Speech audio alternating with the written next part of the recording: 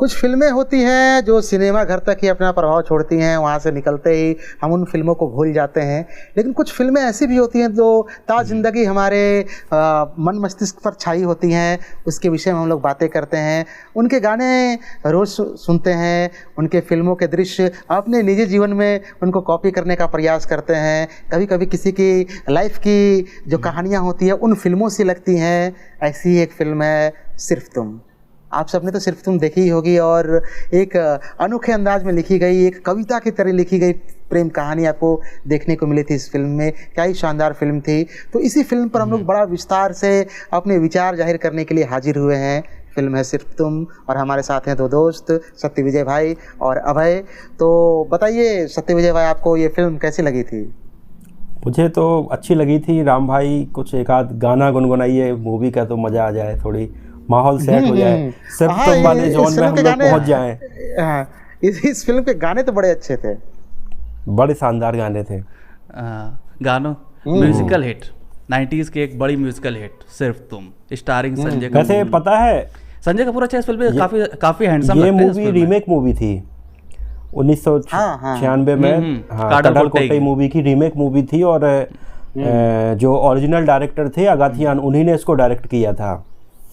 और इस तमिल मूवी को नेशनल अवार्ड मिला था बेस्ट तमिल मूवी का। अच्छा, नेशनल अवार्ड मिला था। ये मतलब इसका एक कैरेक्टर है, मुझे आज भी याद आता है, जॉनी लीवर वाला कैरेक्टर याद है? हाँ। वो जॉनी लीवर वाला जो कैरेक्टर है, उस कैरेक्टर का क्या था कि वो रात में भी अब नहा धो के अच्छा सेंट लगा के सोता था ताकि सपने में उसको कोई मिल जाए तो उसको इम्प्रेस कर सके वो। तो वैसा एक बंदा हमारे गांव में भी है। हमारे गांव में भी एक बंदा जो शाम के 5-5, 6-6 बजे नहाता है और वो तैयार होकर ही सोता है। भला उसका मोटो आज तक नहीं समझ में आया, लेकिन इस बंदे को जब मैं देखता हूँ तब तो मुझे वो जॉनी लीवर वाला कैरेक्टर याद आ जाता है। जॉनी लीवर पूरे साउथ इंडियन बने थे इसमें। और हाँ, साउथ केरल के बने हुए थे, मलयाली बने हुए थे। अच्छा, इस मूवी में जो साउथ के सीन थे वो भी बड़े अच्छे लगते हैं। वो संजय कपूर और जॉनी लीवर जो गाना गाते हुए जाते हैं। हाँ, वो पंछी सुर में गाते हैं जो वो गाना है, भंवरे गुनगुनाते हैं, खुशबू लुटाती है हवा। पंछी सुर में गाते हैं, भंवरे गुनगुनाते हैं। अच्छा, बड़ा अच्छा पिक्चराइजेशन था इसमें साउथ का बड़ा। और दूसरी तरफ नैनीताल देखो, इतना खूबसूरत देखने के लिए मिला था, पूरी झीलों की। केरल में गर्मी है, नैनीताल से सर्दी भेजो। गाने के लाइन भी तो है बड़े। अरे गाने बहुत बेहतरीन लगे। अच्छा, पहले एक चीज ये खासियत देखो कि मतलब पूरी मूवी की स्टोरी लाइन थीम के हिसाब से लिरिक्स भी लिखे जाते थे कि गाने में भी उसका मतलब एक फ्लेवर आए। समीर साहब ने लिखे थे ना गाने। पहले के लिरिक्स राइटर की यही तो खासियत थी 90s की। क्या बोला? समीर साहब ने लिखे थे ना गाने। एग्जैक्ट याद नहीं है, लेकिन ज्यादातर समीर ही लिखते थे उस टाइम पे गाने, तो शायद उन्हीं ने लिखे होंगे। समीर साहब, अगर मैं गलत नहीं तो समीर साहब ने ही लिखा था इसके गाने, अगर मैं गलत नहीं हूँ तो। जरा गूगल कर लो। अब हाँ, कर लो जरा, इस वक्त संतुष्टि तो मिल जाए माइंड को। बहुत बार क्या होता है कि याद रहता है, सबकॉन्शियस माइंड में याद रहता है, लेकिन भूल जाते हैं तो अलग ही हमको फील होने लगता है कि क्या भूल गए हैं, और भूल गए तो जरा उसको देख लिया जाए। हाँ, समीर ने लिखा, लिरिक्स पेन बाय समीर। वही तो नदीम सरमन। क्या संगीत था, मतलब म्यूजिकल देखो कितने बेहतरीन गाने थे, एक से बढ़ के एक गाने थे इसमें तो। मतलब इस फिल्म को मैंने भी जब देखा था, पहले तो मैंने डिश पर बहुत बार देखा, बीच से देखा, लेकिन वह पूरा शुरू से आखिरी तक देखा था। कमाल की लव स्टोरी। हीरोइन मतलब कितनी प्रिया गिल नाम की जो एक्ट्रेस है वो कितनी खूबसूरत लगती है, मतलब एकदम सादगी से भरी। साड़ी में बड़ी अच्छी लगती है मुझे। और राम भाई ये बात घर पे मत पहुंचा देना। ठीक है। तो अच्छे खासे गाने, लोकेशन, और संजय कपूर बहुत स्मार्ट लगता है वैसे देखो एकदम। अच्छा, अनिल कपूर के संजय कपूर क्या है ना, वो बड़े हैंडसम थे। अगर समय से पहले उनका जो हेयर लॉस का जो इशू हुआ संजय कपूर के साथ, इवन अक्षय खन्ना के साथ, ये दोनों ही बड़े हैंडसम एक्टर थे। लेकिन जो समय से पहले हेयर लॉस हुआ ना इनके साथ, ये मतलब कि इनका कैरियर को थोड़ा सा डिक्लाइन कर गया, नहीं तो ये लोग आज भी छाए होते हैं। हालांकि इन्होंने ट्रांसप्लांट भी करवाना था, नहीं करवाया अलग बात है, करवा लेना चाहिए था। इनका कुछ ज्यादा ही पहले मतलब बाल झड़ गए थे इन दोनों के। संजय कपूर हो गए, अक्षय खन्ना हो गए। 90s में ट्रांसप्लांट बहुत जल्दी इनके हेयर लॉस हो गए थे। हाँ, लेकिन ये बड़ा बुरा तो राम भाई बड़ा बुरा फेज होता है लाइफ का। यहाँ पे पता नहीं समझना चाहिए, ऊपर वाले को भी समझना चाहिए कि भाई आम आदमी को सोचो यार। वो तो हीरो है, उसके साथ तो ऐसा नहीं होना चाहिए था। अक्षय खन्ना कहते हैं कि दिल टूट तो उनका एकदम बिल्कुल आत्मविश्वास टूट गया था जब ये फेज उनके लाइफ में आया था। लेकिन अक्षय खन्ना को मुझे लगता है करवाना था ट्रांसप्लांटेशन, मतलब करवा लेना चाहिए था, क्योंकि एक्टर की देखो जो फेस वैल्यू है, कैसा दिखता है, वो मैटर करता है। बहुत बार क्या होता है ना कि मेडिकल कंडीशन बहुत लोगों को अलाउ नहीं करता है। मेडिकल कंडीशन हो सकता है उनका कोई मेडिकल कंडीशन हो, हाँ मेडिकल कंडीशन होगा तो अलाउ नहीं किया होगा वो मेडिकल कंडीशन, इसलिए। हालांकि जानते हैं ये एक मन मस्तिष्क पे छाया हुआ एक लोगों का है। नहीं तो अभी पिछले वीडियो पे हम लोग कर रहे थे जिसमें दीवाने पे हम लोगों ने बात किया था कि हॉलीवुड के जो एक्टर्स होते हैं, कई गंजे एक्टर्स होते हैं वहाँ पे, जेसन स्टेथम से लेके ड्वेन जॉनसन से लेके कितने बहुत सारे एक्टर वहाँ पे गंजे ही होते हैं। नहीं तो वो लोग तो खासकर से बाल हटवाते भी हैं अपने, जिनके थोड़ी थोड़ी होते भी है वो पूरा एकदम साफ करवा लेते हैं। विन डीजल, हाँ विन डीजल का भी सही है। नहीं ये लोग तो गंजे ही हैं, जेसन स्टेथम, विन डीजल और ड्वेन जॉनसन, ये तीनों ही गंजे ही है, इनके बाल झड़ गए हैं। तो ये सब चीज़ें हैं। तो ये लोग अपना बॉडी वगैरह इंप्रूव कर लिया और वो आज भी हीरो है। लेकिन एक हम लोगों की मानसिकता है कि बाल होने चाहिए। अरे अपने यहाँ तो जिनके बाल झड़े उन कईयों की शादियाँ नहीं होती हैं, लड़कियाँ रिजेक्ट करते। उन पर एक फिल्म भी आई थी ना, वो कौन सी आई थी, बाला। तो दो मूवी आई थी उस टाइम पे एक ही थीम पे, उजड़ा चमन थी एक मूवी और एक बाला, दो मूवी आई थी। उजड़ा चमन, हाँ सनी सिंह की। तो ये सब चीजें हैं। हम लोग भी एक दौर के बाद गंजे हो जाएंगे क्या भाई? देखो बिल्कुल उसी पैटर्न में है, उसी रास्ते में है। लेकिन अच्छी बात है हम लोग हीरो नहीं है। देखो जितने भी हीरो हैं, जितने भी हीरो आप देख रहे हो, चाहे अक्षय कुमार हो, चाहे सलमान खान हो, सबने करा है, मतलब सब कोई ट्रांसप्लांट। अक्षय कुमार, सनी देओल, अजय देवगन, किन्होंने ट्रांसप्लांट नहीं कराया। शाहरुख खान को छोड़ के, अरे रणबीर कपूर ने तक करवाया है, मतलब जो रणबीर कपूर ने 3-4 दफे करवाया है, 3-4 दफे करवाया है। तो कई लोगों ने करवाया है। अभी तो सारे मैक्सिमम लोगों ने करवा लिया, जो लोग है। संजय दत्त ने करवाया, उसके बाद इवन जो संजय कपूर जिनका जिक्र कर रहे हैं उन्होंने बाद में अभी पिछले 2-3 साल पहले जो उनकी एक वेब सीरीज आई थी उन्होंने भी ट्रांसप्लांट करवा लिया अपना। तो अच्छा, अमिताभ बच्चन ने नहीं करवाया ना? अमिताभ बच्चन अभी भी शायद विग पहनते हैं कि ट्रांसप्लांट करवाया, कहते हैं कि विग पहनते हैं। और उस पर एक बड़ा कंट्रोवर्सी भी हुआ था उनके विग को लेकर के। जो कबीर बेदी की बेटी थी, क्या नाम था उनका, कोई बेदी थी, तो उन्होंने किसी मोनिका बेदी नहीं, मोनिका बेदी हीरोइन थी, हाँ कोई बेदी थी, नाम मैं भूल जा रहा हूँ। उन्होंने किसी इंटरव्यू में पूछ लिया था, तो फिर उनको शायद उस इंटरव्यू से निकाल दिया गया था। ऐसा कुछ कंट्रोवर्शियल चीज़ सुनने को मिला था। इसकी सच्चाई पुष्टि हम नहीं करते हैं क्योंकि हम लोग केस झेल नहीं पाएंगे। अच्छा, इस बात को जो अभी चल रहा है ना, जो इंटरनेट पर, इस बात को आगे चल के एक इंटरव्यू में हिमेश रेशमिया ने जरूर एक्सेप्ट किया था। एक इंटरव्यू में पूछा था उनसे टोपी के बारे में, तो उन्होंने फिर खुल के बताया कि उस टाइम पे बाल झड़ रहे थे और कैमरे के सामने आना था तो ऐसी टोपी पहन लेते थे वो, तो टोपी इतनी बड़ी हिट हो गई। फिर आगे चल के उन्होंने बहुत बाद में ट्रांसप्लांटेशन करवाया था। तो ट्रांसप्लांटेशन में आज भी विग ही पहनते हैं। नहीं, हिमेश ने तो ट्रांसप्लांट करवाया ना, अब तो विग नहीं विग है। नहीं वो तो ट्रांसप्लांट करा लिया अब। लेकिन हिमेश रेशमिया पिछले इंटरव्यू में बोल रहे थे कि मैं अपनी टोपी के साथ कमबैक करने वाला हूँ, कुछ बड़ा धमाका होगा। उन्होंने ट्रांसप्लांट नहीं करवाया, उनके जो बाल है वो देखने से तो विग लगता है, क्योंकि किसी ट्रांसप्लांट का उतना अच्छा रिजल्ट नहीं आ सकता है जितना उनका वो बाल। तो ट्रांसप्लांट ही है, मुझे ऐसा लगता है। तो जिन एक्टर को जैसे हम सोच रहे हैं, जैसे संजय कपूर को सोच रहे हैं, हो सकता है कुछ ने विग लगा रखी हो। कौन? क्योंकि संजय कपूर कितने बाल, मतलब हम लोग ट्रांसप्लांट कह रहे हैं, कुछ एक्टर्स ने विग भी लगा रखी है। कपिल शर्मा विग लगाते हैं। तो कपिल शर्मा का तो विग ही लगाते हैं, मतलब स्टार्टिंग के उनके देखना जो स्टैंड अप कॉमेडी जो पहले उनकी चलती थी उसमें मतलब उनके बाल एकदम झड़े हुए। इसमें बुराई भी कुछ नहीं है। जो बंदा कंफर्ट फील कर रहा है जो पहन के, वो भी एक कपड़े की तरह मानना चाहिए कि मैं इसको पहन के कंफर्ट फील कर रहा हूँ, तो चलिए मैं पहन लेता हूँ। ये है उनकी, देखो वही चीज़ फेस ही बिक रहा है। मतलब जब आप कैमरे के सामने थोड़ी अच्छे दिखोगे तो एक कॉन्फिडेंस देखो अपने आप आएगा और लोग देखेंगे। और जब आप खुद अच्छे नहीं दिखोगे तो कहीं ना कहीं एक अंडर कॉन्फिडेंट आप रहोगे कि इतने लोग देख रहे हैं या कैसे लगेंगे, क्या लगेंगे। ये चीज़ अक्षय खन्ना के साथ हुई। अक्षय खन्ना ने फिर मतलब इन सब चीज़ों के बारे में सोचना ही छोड़ दिया कि वो गंजे हैं, लोग क्या बोल रहे हैं, कैसे दिख रहे हैं, गाल पिचके हैं, क्या है। तो इन सब चीज़ों के बारे में उन्होंने एकदम सोचना ही छोड़ दिया था।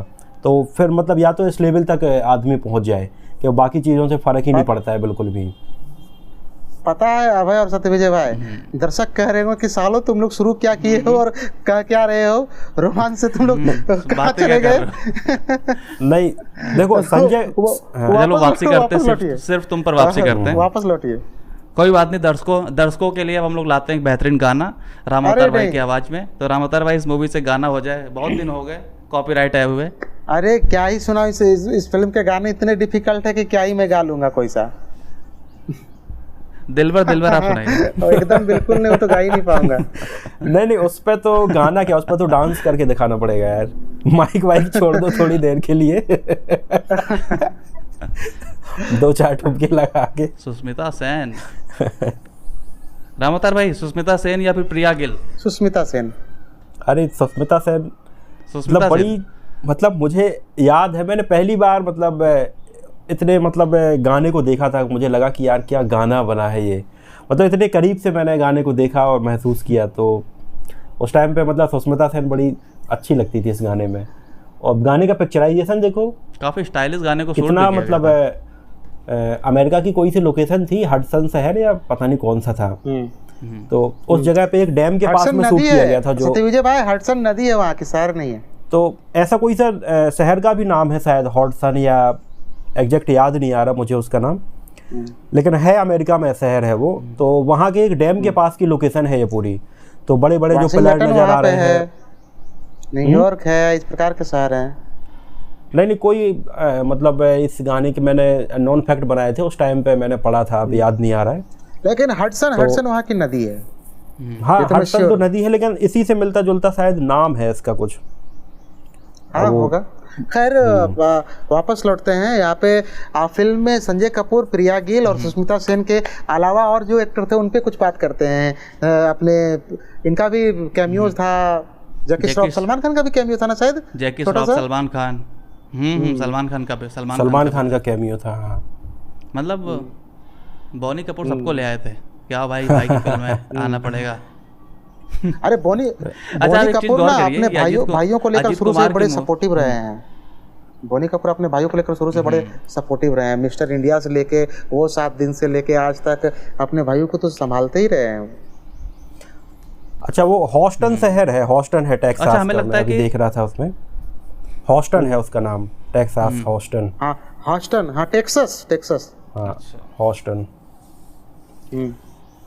वैसे संजय कपूर को देखा जाए तो मतलब कई मूवी में स्मार्ट लगे हैं स्टार्टिंग की, चाहे राजा में देख लो, सिर्फ तुम में देख लो, छुपा रुस्तम मुझे इतनी पसंद आई है मूवी, छुपा रुस्तम मुझे बड़ी पसंद आई थी, गाने बड़े शानदार थे उसके। तो चली थी वो भी सक्सेसफुल थी। मतलब स्टार्टिंग में संजय कपूर ने 3-4 सक्सेसफुल फिल्में डिलीवर करी थी। एक्टिंग भी में भी मतलब कोई कमी नहीं थी, संजय कपूर की एक्टिंग भी अच्छी थी वैसे। लेकिन चल नहीं पाए। हो सकता है अनिल कपूर की वजह से, कि कभी कभी ऐसा हो जाता है ना, एक बड़ा भाई जब सुपरस्टार बन जाता है तो दूसरे भाई के लिए चैलेंजेस ज़्यादा आ जाते हैं, मतलब लोग फिर उसको कंपेयर करने लगते हैं बड़े भाई से। तो इस वजह से ये मजाक उड़ाने लगे थे कि संजय कपूर है ही नहीं, मतलब अनिल कपूर ही अपनी मूछें मुड़वा के आ जाते हैं संजय कपूर बन के, और मूछें लगा लेते तो अनिल कपूर बन जाते हैं। बड़ी अफवाह उड़ी थी उस टाइम पे। अब क्या करेगा, जब मिलता जुलता चेहरा है तो कोई कर ही क्या लेगा। बिल्कुल ही चेहरा मिलता जुलता है। सही बात है।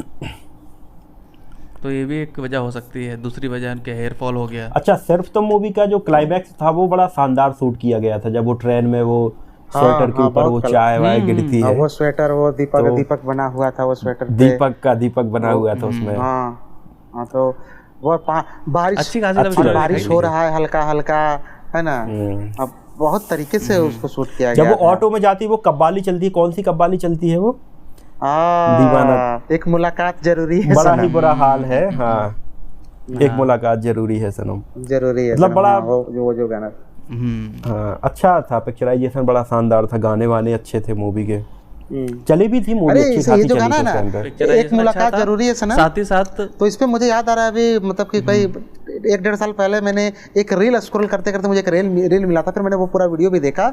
वो कारवां ऑफिशियल करके एक यूट्यूब चैनल है, प्रमोट ही कर रहा हूँ उनको, हालांकि वो बड़े अच्छे गाते हैं। तो कारवां ऑफिशियल करके उनका जो है वहाँ पे करीब 4-5-6 बंदे हैं, वो 5-6 बंदे हैं, वो लोग इस गाने को रिक्रिएट किया, इतना मज़ेदार रिक्रिएट उन्होंने किया कि सुनते हुए बड़ा अच्छा लगा था मुझे। एक मुलाकात जरूरी है सनम को। एक मैंने ऐसे रिक्रिएट वर्जन को देखा था, उसमें 2 लोग थे, उनकी एज होगी 60+, मतलब जो भी बोलेंगे 60+ के लोग थे, और एकदम पहाड़ी ड्रेस में वो पुराने बॉलीवुड के गानों को रिक्रिएट किया था, इतना बेहतरीन लगा था, पूछो, मैं आपको भेजूंगा आज। अच्छा, आजकल अभी इंस्टाग्राम पे इसी तरह का ऐसा ट्रेंड चला है कि कई मतलब गानों को रिक्रिएट कर रहे हैं वैसे ही लगभग कॉस्ट्यूम पहन के, कुछ मिलती जुलती लोकेशन पे जाके, तो ये कई लोग कर रहे हैं, उनके काफ़ी लाइक आ रहे हैं, लोग कमेंट भी कर रहे हैं उसमें, अच्छे भी जा रहे।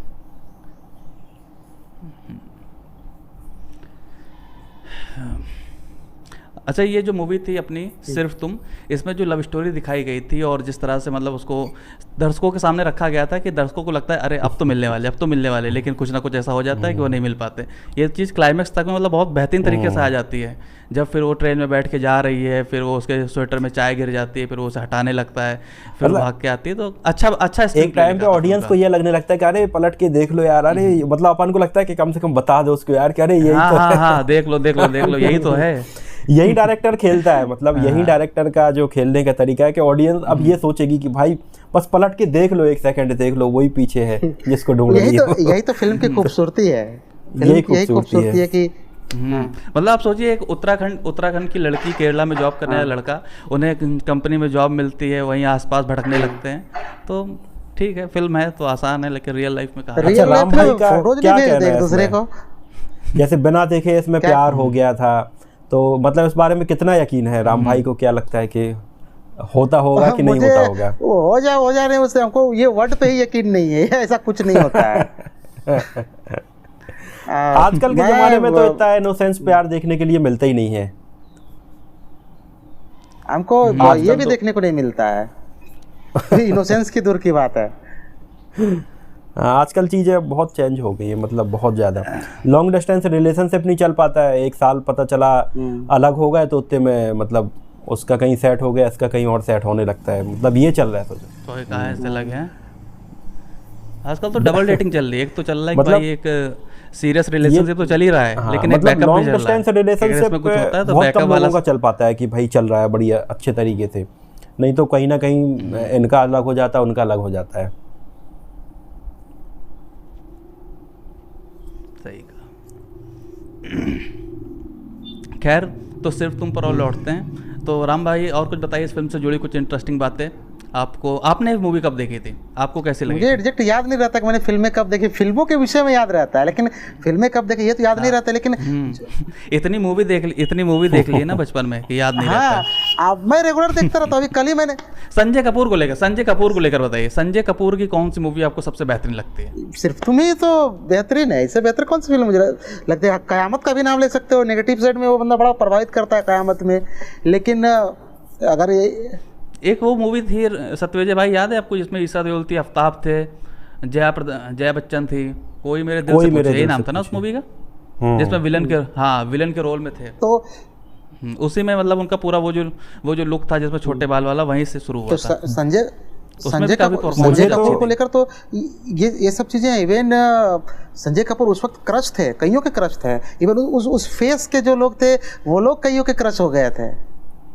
ऐसे कई कहानियां मुझे तो सही बताऊं, मतलब थोड़ी अजीब लगेगा, लेकिन मुझे संजय कपूर की सबसे यादगार मूवी छुपा रुस्तम लगी थी।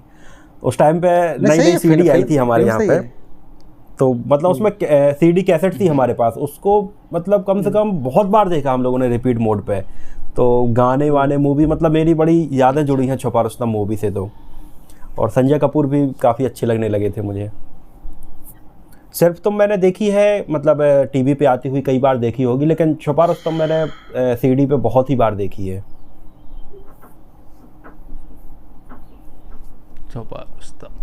अरे अच्छा, ये वो दौर था जब मतलब बड़े स्टार्स के भाई लोग फिल्मों में आने लगे। मैं एक बात बताऊं कि उसका जो ये जो पार्ट है ना, पहली बार मोहब्बत के जो गाने का जो पार्ट है, उसमें एक गिटार पार्ट है, ठीक ना? उसका स्टार्टिंग ही गिटार से होता है, ठीक ना? तो वो जो गिटार पार्ट है, और डर फिल्म का जादू तेरी नज़र का जो गिटार पार्ट है, ये दोनों जो गाने का जो दोनों का स्टार्टिंग गिटार पार्ट है, ये दोनों गिटार पार्ट ही मुझे गिटार सीखने पे मजबूर किया था, और क्या बताऊं। तो ये सब चीज़ें हैं। फिर मैंने गिटार खरीदा, गिटार सीखने के लिए मैं 54-55 किलोमीटर ट्रैवल किया करता था बाइक से गिटार सीखने के लिए प्रत्येक संडे को। तो ये सब चीज़ें हैं। अच्छा, ठीक है। सुष्मिता सेन का कैमियो अच्छा था इसमें, दिलबर दिलबर गाने को बाद में रिक्रिएट भी किया था। हाँ। जॉन अब्राहम की सत्यमेव जयते में ना, वही मूवी थी ना, नोरा फतेही पे रिक्रिएट किया था इसको। सत्यमेव शायद से याद नहीं आ रहा, थोड़ा धुंधला लग रहा है। कोई गाना तो था तो 90s का रिक्रिएट किया गया था। दिलबर दिलबर को ही रिक्रिएट किया था शायद, यही था। हाँ, दिलबर दिलबर ही था। अच्छा। प्रिया गिल की फिर इसके बाद कौन कौन सी मूवी देखने को मिली? एक मूवी थी हिंदुस्तान का बॉर्डर, ऐसा बॉर्डर हिंदुस्तान उसमें आई थी, ज्यादा फिल्मों में दिखी नहीं। बॉर्डर हिंदुस्तान का, बॉर्डर हिंदुस्तान का। इसके बाद ज्यादा फिल्मों में दिखी नहीं। प्रिया गिल का ये था कि मतलब थोड़ी एक्सपोजिंग कम थी उनकी, मतलब फिल्मों के हिसाब से सूट में या साड़ी में, मतलब उस टाइप की शायद ज़्यादा फिल्में उन्होंने की नहीं है जिसमें एक्सपोज करती हुई नजर आए। तो धीरे धीरे उनका करियर पर उतना चल नहीं पाया था उस टाइम पर। उस दौर में कई ऐसी इस फेज की जो हीरोइंस है ना, लगभग के साथ यही सब चीजें देखने को मिला। एक प्रीति झिंगियानी ग्रेसी सिंह थी लगान वाली। हाँ, उसके बाद एक और थी ना, वो क्या उनका नाम था, तुमबिन वाली हीरोइन, क्या नाम था उसका? सांडिल सर, क्या था उनका? सांडलिया ऐसा कुछ नाम था उनका शायद। हाँ, संदली, ऐसे ही कुछ नाम मैं भूल जा रहा हूँ। तो उनके साथ वो हुआ। कई इस फेज में अच्छी हीरोइंस आई थी, लेकिन उनके साथ ये रहा और वो लोग फिल्म इंडस्ट्री से गायब हो गई। कई नाम आएंगे उस वक्त। तुमबिन वाली एक्ट्रेस अच्छी लगती है। एक लड़की थी जिसने बहुत ज़्यादा एक्सपोजर किया था, एक्ट्रेस थी, लेकिन वो दोबारा दिखी नहीं, काफ़ी अच्छी लगी थी मुझे। ये दिल आशिकाना मूवी वाली, ये दिल आशिकाना। अरे उसमें तो वो थी ना, जीविदा नाम है शायद उसका, जीविदा शर्मा ऐसा कुछ नाम है शायद। अच्छा, एक चीज़ गौर करिए, इस सिर्फ तुमको प्रोड्यूस किया था बोनी कपूर ने, जो कि अजीत कुमार की मूवी की रीमेक थी काडल कोट्टे की। हमें लगता है यहीं से इन दोनों का मतलब काफ़ी अच्छी खासी दोस्ती हो गई, क्योंकि आज भी लोग देख रहे हैं कि ये थला अजीत कुमार की जितनी भी मूवी आती हैं, बोनी कपूर जैसे विवेगम को प्रोड्यूस किया, एक दो मूवी को और अच्छी बॉन्डिंग है दोनों की, तो मतलब अच्छा खासा रिलेशनशिप बन गया। बॉन्डिंग अच्छी बन गई उन दोनों की। ये जो इसकी सलमान खान का कैमियो कैसा लगा था? थी जो थाला जीत की, ये लगभग 250 दिन तक मतलब चलती रही थी वहाँ पे लगातार, बहुत पॉपुलर हुई थी ये मूवी। और इसके बाद फिर तेलुगु में डब किया गया था, बंगाली में रीमेक बना इसका, कई भाषाओं में अलग अलग रीमेक बनाए गए थे। सलमान खान का बहुत बड़ी मतलब अजीत कुमार के कैरियर की बिल्कुल इनिशियल सक्सेस में मतलब गिनी जाती है। अच्छा, मैंने वो तो अजीत कुमार वाली फिल्म देखी नहीं है। उसमें अजीत कुमार का जो क्या लुक है, उसमें भी वो काले बाल के साथ है कि सफेद बाल के साथ है वहाँ भी? नहीं, पहले तो काले ही बाल थे उनके। नहीं, तब तो काले बाल थे। तो ये सफेद बाल में कब से नजर आने लगे? ये आप मान लीजिए 2014-15 से। नहीं, वो 11-12 से है, और पहले से जब शायद दो मन का, मुझे हाँ, और पहले से हमने उनकी जो मूवी देखी मन का था, एक मूवी थी 2010 या 11 की, जब ये डॉन ऑन के भी रीमेक बने थे काले, तो उसमें शायद फिर कुछ ऐसे सिलेटी से बाल में नजर आने लगे थे। बिल्ला एक प्रभास की बिल्ला। मेरा फर्स्ट एक्सपीरियंस इनका वो फिल्म देखने का, नाम तो मुझे याद नहीं है, लेकिन शायद इंडियन था इनका वो फिल्म, नहीं जिसमें ये रहता इंडियन तो अरे नहीं, कोई मैं कहानी बता दे रहा हूँ, फिल्म का नाम बताना। जिसमें क्या होता है कि ये कुछ अपने दोस्तों के साथ इनके गांव को पूरा नक्शा से ही मिटा दिया जाता है, फिर अपने दोस्तों के साथ मिलके बदला लेते हैं उन लोगों से, फिर पूरा लोगों को बताते हैं कि ऐसा कोई गांव एग्जिस्ट करता था, और करप्शन के चलते पूरा गाँव को ही, वहाँ के सब लोगों को मार दिया जाता है और दबा दिया जाता है, और फिर वो उस जिले के कलेक्टर को किडनैप कर लेते हैं, मुख्यमंत्री को किडनैप कर लेते हैं, ऐसे कुछ किसी को किडनैप कर लेता है इनका ग्रुप, ये बुरा बन जाता है। पुरानी मूवी है, उनपे मूछ रखते थे, पतला उसमें मूछ रखते थे और साइड से बाल काटते थे उस समय। ये तो मुझे याद है, बड़ा अच्छा फिल्म है वो धीना तो नहीं है? धीना? अरे नहीं, इंडियन या इस टाइप से कुछ नाम है। इंडियन तो नहीं हो सकते। हाँ वो तो Indian जान रहे हैं, लेकिन इसी टाइप में संघर्ष इंडियन ऐसे कुछ नाम है जो हिंदी में डब होके हमने देखा था। हमें लगता है धीना जो है। भी होगा तो ये कहानी है, दर्शक कमेंट में बताएंगे जिनको याद होगा इसका नाम। बहुत अच्छी फिल्म है, बहुत ही अच्छी फिल्म है और गजब का। वहाँ से मैंने फिर वहाँ जब ये फिल्म मैंने देखा ना, उसके बाद मैं इस एक्टर का फ़ैन हो गया। उसके बाद तो मैंने ढूंढ के इसकी फिल्में देखनी शुरू कर दिया, अजित कुमार की। वैसे फिर तो वो भी अभी देखा। कुछ टाइम पहले ही वेदा मोयर्ची करके एक मूवी आई थी इनकी, बड़ी वो अच्छी मूवी लगी थी मुझे। हाँ, रोड मैंने देखा हॉलीवुड वेदम नहीं से आई थी वो। हाँ, वेदा मोयर्ची, जिसमें वो फॉरेन की कहानी है। हाँ, फॉरेन की कहानी है वो, मतलब काफी एंगेजिंग। मैं तो ऐसे ही देख रहा था, मुझे लगा पता नहीं कैसी होगी। वो एकदम हॉलीवुड वाले कॉन्सेप्ट पे चला गया है फिल्म, जहाँ पे कैरेक्टर कम रहेंगे, रोड रेजिंग रहेगा, ये सब प्रकार की चीजों को हॉलीवुड में दिखाते हैं कि एक लंबी सड़क है वहाँ पे देखने में। हाँ, तो कोई भी उसमें ऐसी ओवर द टॉप फाइट नहीं थी। कौन सी मूवी की बात कर रहे हैं? लेटेस्ट जो रिलीज है उनका, वेदा मोयर्ची।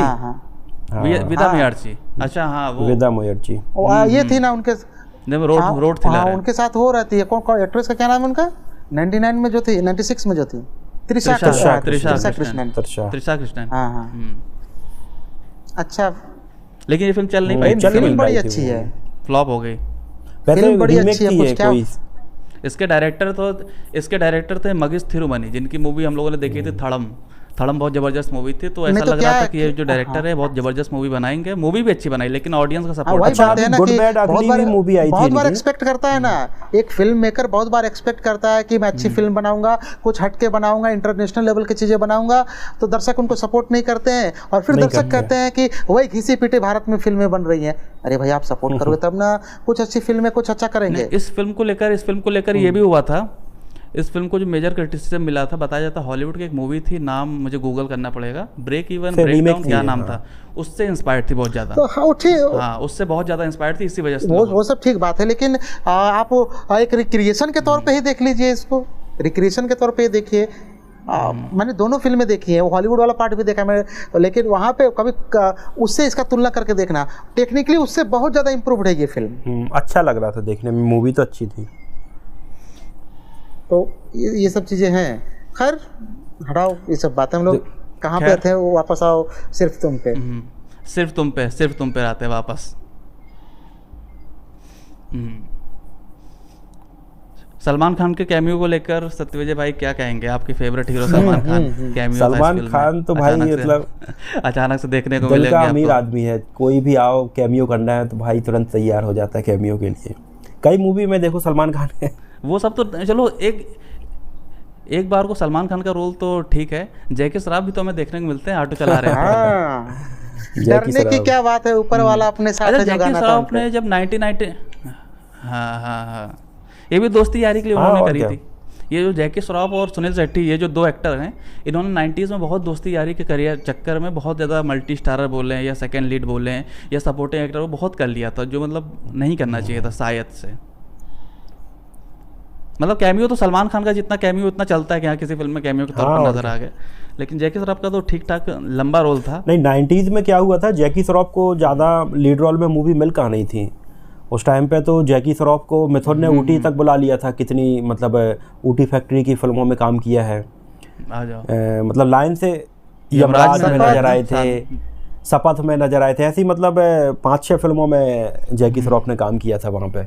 फिर दोबारा से फिर वापस आ गए वो। एक बंदर रहता है और अपना ये बंदर रहता है, कादर खान बड़े भाई बने हुए होते हैं, जैकी श्रॉफ भी होते हैं और ये भी होते हैं ना। कौन सी फिल्म थी?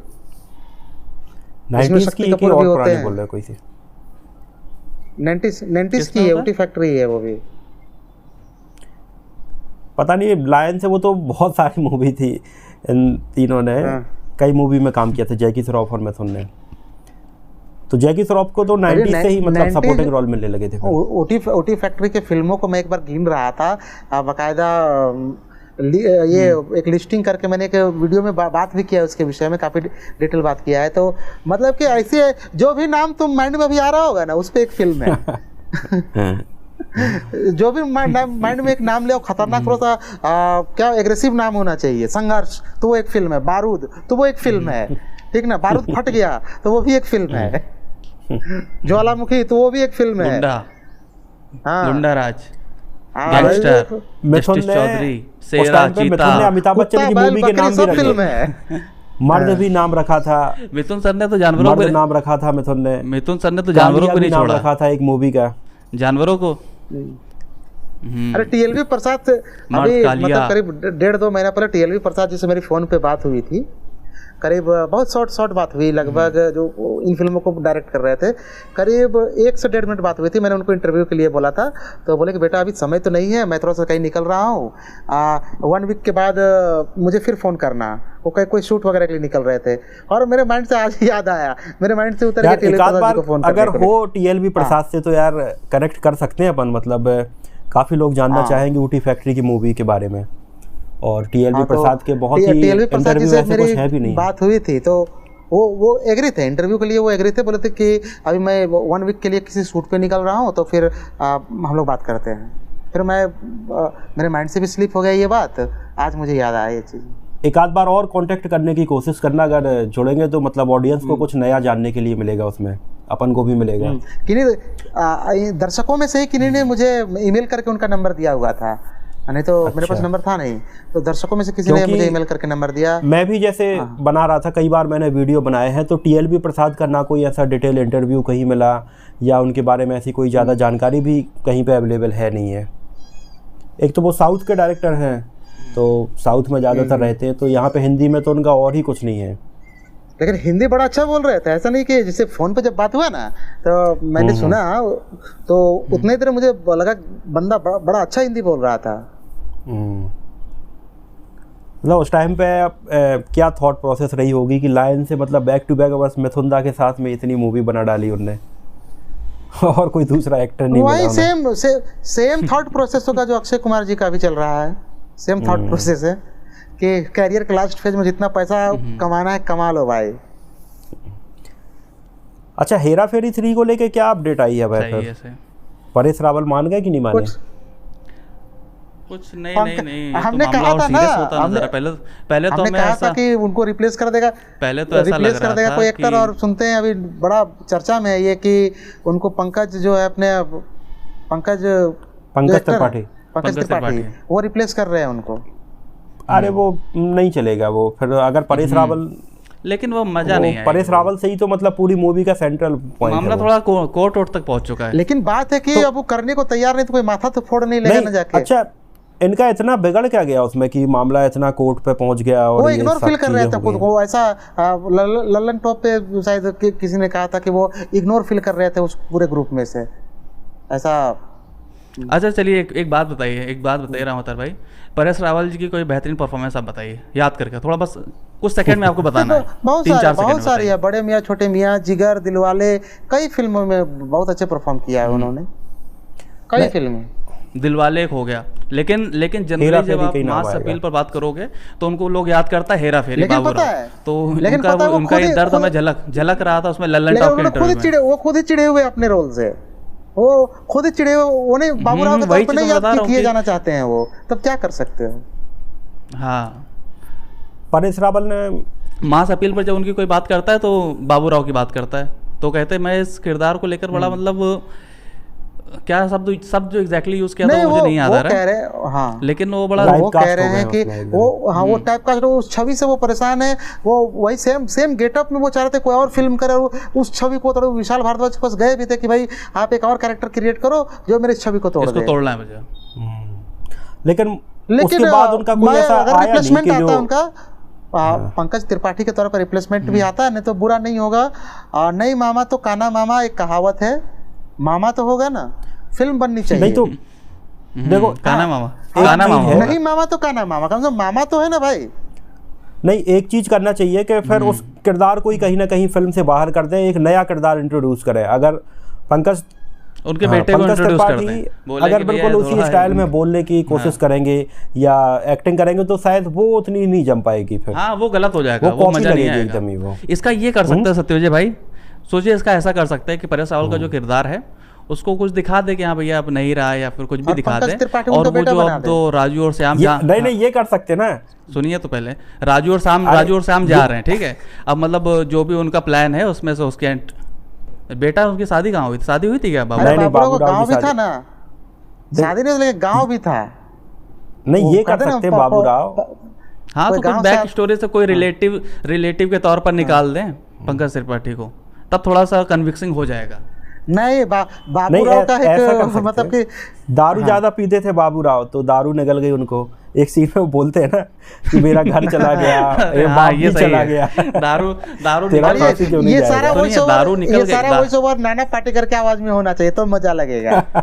हाँ हाँ हाँ, दारू देखो निकल गए, इसके बाद उनकी जो संपत्ति थी बाबू राव की जो भी है, अब उस पर दावा ठोकने के लिए कोई ना कोई तो आएगा, तो पंकज वैसे त्रिपाठी आ जाते हैं। अब ये तीनों मुझे की बिगड़ी लगता बन है जाए इस पंकज तरह से। त्रिपाठी से अच्छा रिप्लेसमेंट तो नाना पाटेकर रहेंगे। अगर नाना पाटेकर इसमें आते हैं कॉमेडी के उसमें, तो शायद ज्यादा सही रहेगा मुझे लगता है।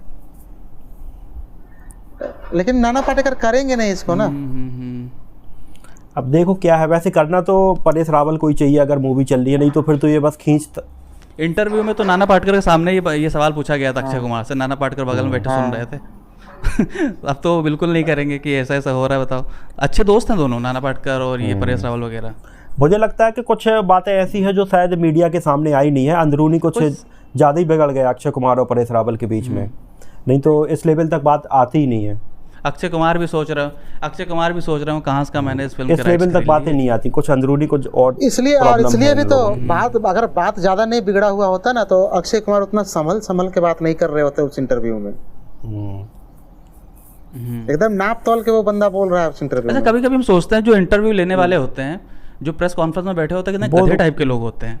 इसी क्वेश्चन में वो जो प्रेस वाला था, वो पता है किस तरह से क्वेश्चन पूछता है कि परेश रावल, मतलब एग्जैक्टली वर्ड टू वर्ड में नहीं बता रहा हूँ आपको, वो कहता है कि उन्होंने जो डिसीजन लिया ये बहुत ही बेवकूफ़ाना डिसीजन था। तो अक्षय कुमार ने वहीं पर टोका भी था। इससे पहले हमने सोच लिया था कि इसने गलत क्वेश्चन पूछा है, और अक्षय कुमार टोका कि आप वो कलीग को आप इस तरह से नहीं बोल सकते।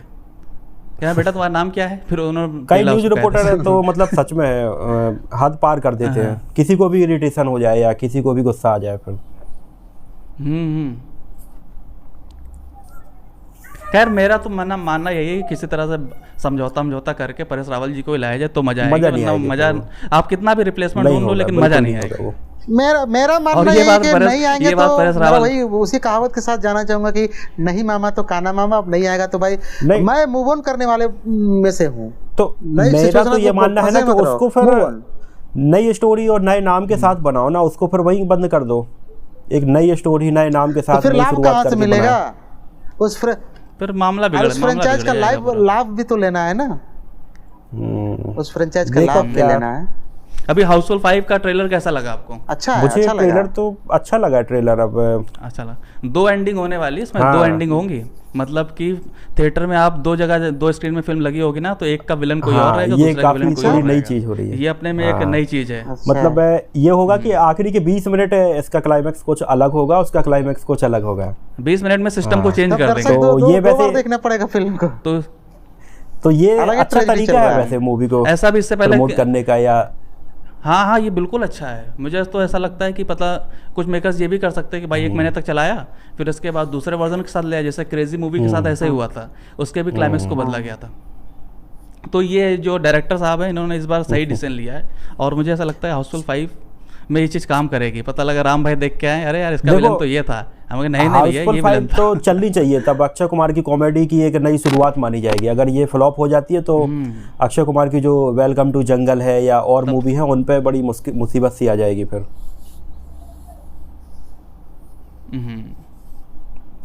खैर वीडियो की लंबाई काफी ज्यादा हो गई है, जो आ रही है वो वीडियो की लंबाई काफ़ी ज़्यादा, हम लोग गलत ट्रैक में जा भी रहे हैं। हम लोग बात कर रहे थे सिर्फ तुम की और कहीं और निकल गए हैं। तो सिर्फ तुम से शुरू हुई थी और कहाँ पहुँच गए? सिर्फ तुम से शुरू हुई थी और सभी लोग की बात करने लगे। जो ये तुम जो है ना, वो बड़ा इग्नोर कर फील कर रहा होगा कि भाई जो तुम है उसके साथ बड़ा ज्यादती हो रहा है। इतना ज्यादती नहीं होना चाहिए। बुलाया था मुझे सिर्फ तुम देखने के लिए, सिर्फ तुम पर बात होगी, लेकिन यहाँ तो कुछ अच्छा, और आज के टाइम पे लेकिन कोई नहीं, पॉडकास्ट का यही टाइम पे अगर कमेंट में कहता है कि तुम लोग कुछ और बकैती करने लगते हो। सिर्फ तो मूवी की कहानी का रीमेक बनाया जाता है, तो लगभग किस थीम पे मूवी बन सकती है ये? क्या ऐसा हो सकता है इसका रीमेक? इसका रीमेक व्हाट्सएप चैट से लेकिन तो कॉल ही कर लेगा वो। हाँ, व्हाट्सएप चैट या फिर स्नैपचैट, जिसमें लड़की फोटो नहीं भेज रही लड़की, लेकिन बातचीत चल रही है। और इसमें ट्विस्ट अलग अलग आएगा, वीडियो कॉल का भी ट्विस्ट आएगा एक अलग से, ठीक ना, पता चला वीडियो कॉल में उसका दोस्त उठा लेगा उसका वीडियो कॉल, ये ट्विस्ट रहेगा उसका। आप पॉसिबल नहीं है इसका ऐसी कहानी का रीमेक बन जाए, आप पॉसिबल नहीं, वो जमाने की बात ही अलग थी वो। सही कहा। खैर, तो सिर्फ तुम पर हमारा आज का ये स्पेशल वीडियो है। आप लोगों को सिर्फ तुम कैसी लगी तो ये हम लोग को नीचे कमेंट सेक्शन में ज़रूर बताइएगा। और ये रहा जहाँ पर हम लोगों ने इस फिल्म से जुड़ी बहुत सारी बातें करी, कुछ बातें फिल्म से अलग भी करी। तो कुल मिला के पॉडकास्ट का मतलब ही यही है कि जहाँ पर हम लोग बिना स्क्रिप्टेड, बिना कुछ सोचे समझे कहीं की भी बातें करने लगते हैं। तो अगर आपको हमारा ये वीडियो पसंद आया हो और आप ऐसे वीडियो देखना चाहते हो तो इस चैनल के साथ बने रहें। आप सभी का बहुत बहुत धन्यवाद।